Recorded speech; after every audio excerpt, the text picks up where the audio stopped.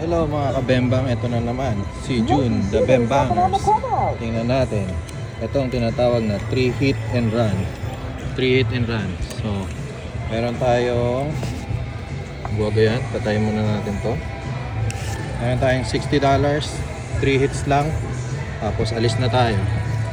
Ito ang tinatawag na napakalupit, napakagaling na technique. 3 hit and run. So una muna, magsiset muna tayo ng point, syempre, di ba? Tapos 3 hit and run. Hello. So ang gagawin mo, huwag kang magkaano, yung natitira, ilagay mo. Yes. Bye. Yon. So lahat, parang tagti $10. Tatlong hit lang, let's go! 6. Lagay mo dyan. Lalagay mo sa 5, 6, and 8. Pangalawang hit. Boom! Number 10. Nagka-20 ka doon. Last. Lagay mo. So 4, 10. Let's go. Last. Hit and run. Tatlong hit and run. 6. Bembang. Bembang mga kabembang, bembang.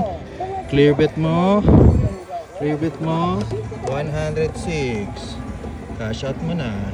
Oh, hindi pa pala pwede kasi may $3 pa doon. Laruin na lang natin.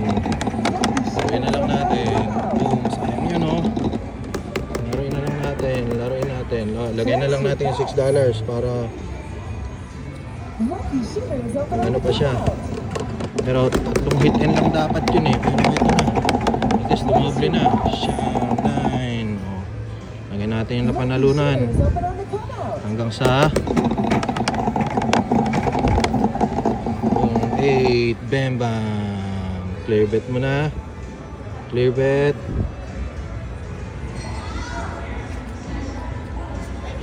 Cash out. Give me my money. Mga kabembang, $60. Naging 114. That's it.